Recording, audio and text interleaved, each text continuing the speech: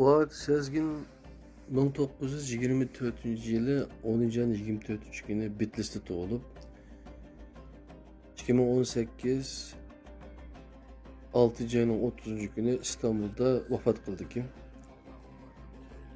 Bu ustazdınki dağlıq bir sözü var ki, İslam medeniyetinin büyüklüğünü öz insanlarımızga düşendiriş, galipliklerge düşendirişten muqim degan gap tadqiqotdan shug'ullangan adam.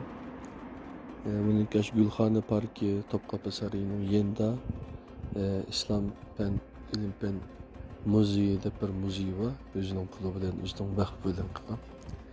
Bu adamninki hikoyasi bak nima, o'zi shu 30-40 yil, 50 yilmiki ish qilibdi. Uzun mazgil shu Germaniyada o'sha islom ilim fen tarixi qo'shgan tuhfalarini musulmonlarning shularni aniqlab, tadqiq qilib, shuni kitobini yozib chiqadi qadarli qarindoshlar.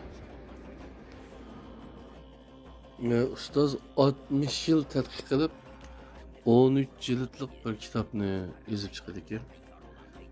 İslam bilim tarixi to'g'riliq xabarim bo'lib